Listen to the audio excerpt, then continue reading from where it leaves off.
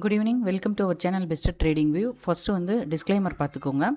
நம்ம இன்றைக்கோட market analysis பார்த்துடலாம். ஓரளவு டெலகிராமில் அப்டேட் கொடுத்துருந்தேன், ட்ரெண்டை வந்து ஃபாலோ பண்ணிக்கோங்கன்ட்டு. மார்க்கெட்டானது இன்றைக்கி கம்ப்ளீட்டாக ஒரு ரேஞ்சு தான் க்ரியேட் பண்ணியிருந்தது. பெரிய அளவில் எந்த ஒரு இதுவும் இல்லை. அதுக்கு காரணம் என்ன அப்படின்னு பார்த்தீங்கன்னா, நேத்தோட கண்டினியூட்டியில் தான் இன்றைக்கி வந்து ஓப்பன் ஆகிருக்கு. ஓகேங்களா?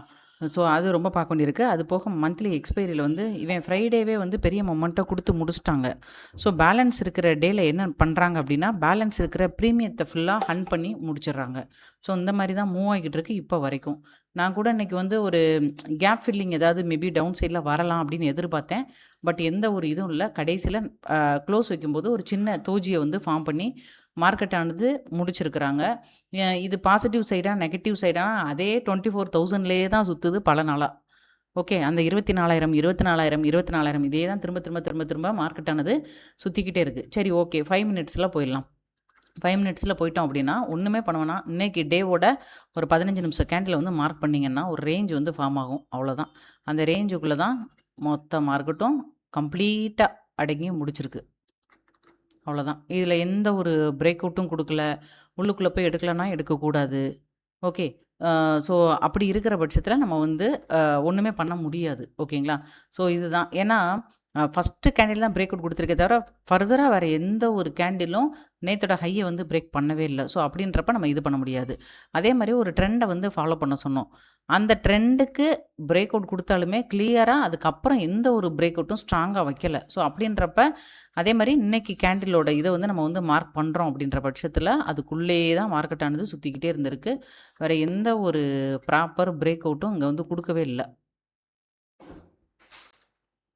ஓகே. ஸோ இதுதான் இப்போதைக்கு இருக்குது. இப்பயுமே என்ன நான் சொல்லுவேன் அப்படின்னு கேட்டிங்கன்னா, இந்த நேத்துக்கும் இன்னைக்கும் உண்டான லோ இருக்கு இல்லையா?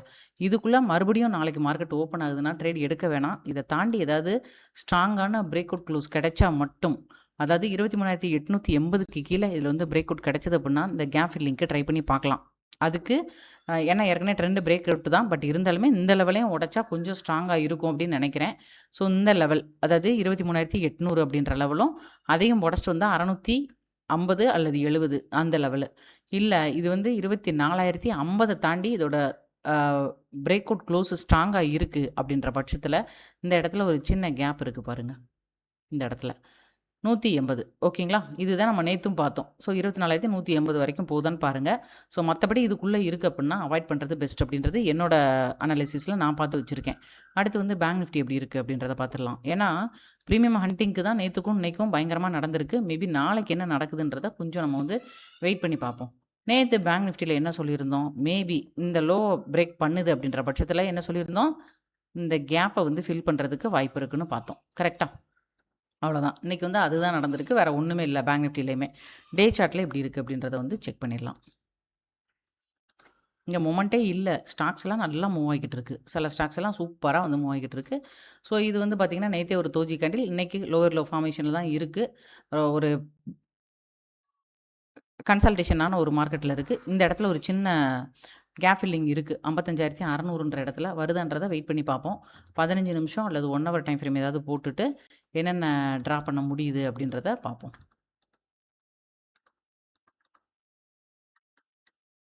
ஒரு சைட்லேயும் போக மாட்டேங்குது மார்க்கெட்டு. ஓகே. நம்ம என்ன சொன்னால் 55,600க்கு பக்கத்தில் ஒரு கேப் ஃபில்லிங் இருக்குதுன்னு சொன்னோம். அந்த டேட்டில் இருக்கான்றதை போய் நீங்கள் வந்து கோடு போட்டுட்டு செக் பண்ணப்போ அந்த இருக்குது. இங்கே இருக்குங்களா? ஸோ 11, 12க்கு இடையில கேப் ஃபில்லிங் இருக்குது. இதை வந்து சர்க்கிள் பண்ணி வைங்க. ஓகேங்களா? சர்க்கிள் பண்ணி வைங்க. இதெல்லாம் முடிச்சிருக்கோம். 1 ஹவரில் போடுவோம். ஏதாவது தெரியுதான்றதை பார்ப்போம். நான் பேங்க் நிஃப்டி உண்மையிலே இப்போ சில பல நாட்களாக போகல. ஏன்னா மொமெண்ட் இல்லை, ஒன்றும் இல்லை. ஏற்கனவே நம்ம போய் மாட்டிக்கக்கூடாது. ஓகே. ஸோ அதனால் போகல.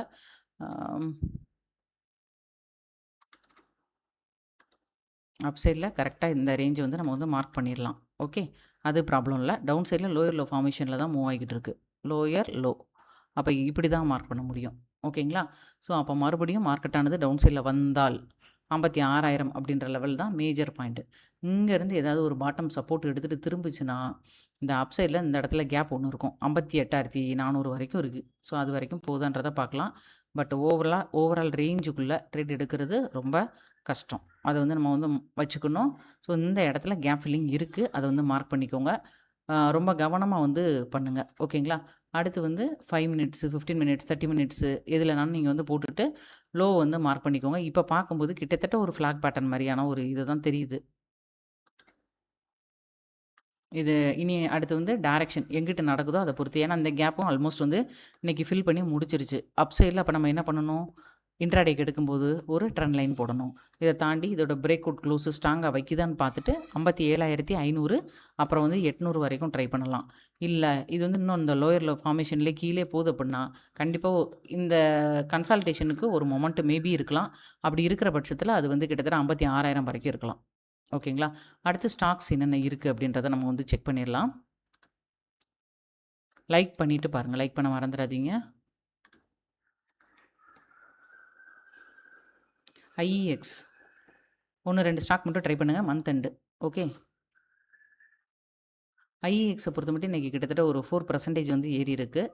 இது வந்து இந்த இடத்துல லைன் போடுங்க. ஃபர்தராக ஏற்கனவே போட்டு வச்சுருக்கேன். நான் அன்றைக்கே இது வந்து சொல்லியிருந்தேன், இந்த இடத்துலேருந்து இங்கே வரைக்கும் ட்ரை பண்ணுறவங்க பண்ணுங்கன்னு. இல்லை இப்போ நான் பண்ணலை அப்படின்றவங்க இந்த இடத்துல இந்த டபுள் லைன் போட்டிருக்கேன்ல, இதை தாண்டி இதோட பிரேக் அவுட் க்ளோஸ் இருந்தால் 152 அப்படின்ற லெவல் வரைக்கும் போகும். ஓகேங்களா? இப்போ நான் இதை எடுத்துடுறேன், பார்த்துக்கோங்க. இதை தாண்டி இன்னும் ஒரு நாள் வெயிட் பண்ணிவிட்டு ஸ்ட்ராங்காக இருக்குன்னா மட்டும் 152 அப்படின்ற லெவல் வரைக்கும் ட்ரை பண்ணலாம். ப்ராப்பரான எஸ்எல் வச்சுட்டு ட்ரை பண்ணுங்கள். அடுத்து எல்டிடிஎஸ்.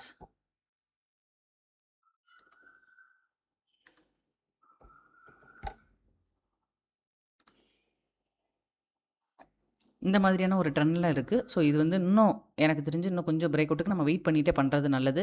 இன்னும் கொஞ்சம் நல்லா பிரேக் அவுட் க்ளோஸ் ஸ்ட்ராங்காக வச்சது அப்படின்னா 4,200 இந்த கேப் ஃபில்லிங் வரைக்கும் போகுதான்றதை பார்க்கலாம். ஓகேங்களா?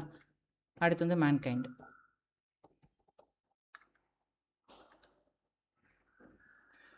மேன்கைண்ட் ஃபார்மாவை பொறுத்த மட்டும் பார்த்தீங்க அப்படின்னா இந்த மாதிரியான ஒரு பேட்டர்ன் வந்து ட்ரா பண்ணுங்கள். இது வந்து மொமெண்ட் ஸ்டாக்கில் தான் மூவ் ஆகும். ஓகே, இந்த மாதிரி போட்டு வச்சுக்கோங்க. ஸோ ஃபர்தராக மூவ் ஆகுது அப்படின்ற பட்சத்தில் 2,950 வரைக்கும் போகிறதுக்கு வாய்ப்பு இருக்குது அப்படின்னு நான் போட்டு வச்சுருக்கேன். சியூபி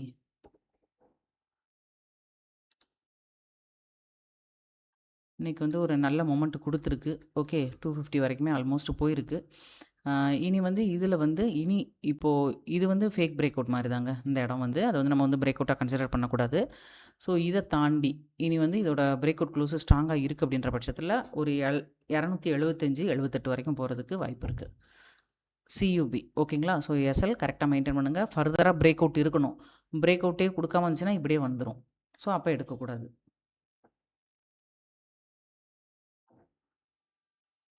பிபிசிஎல்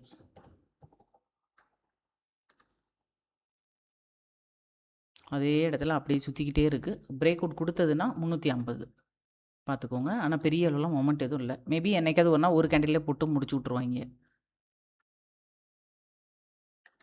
பிரிட்டானியா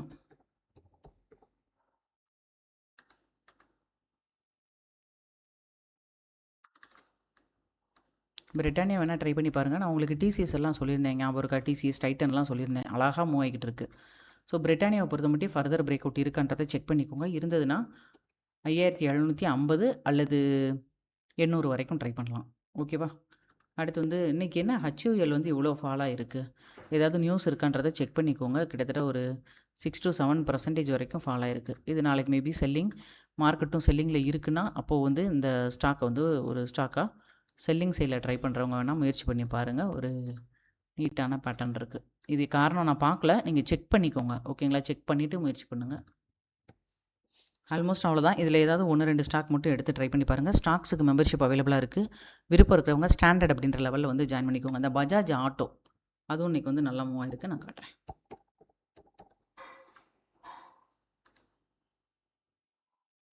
ஓகே, பஜாஜ் ஆட்டோவுமே நல்லா மூவ் ஆகிக்கிட்டு இருக்குது. ஃபர்தராக மூவ் ஆச்சுன்னா ஒரு 12,000 வரைக்கும் கூட போகிறதுக்கு வாய்ப்பு இருக்குது.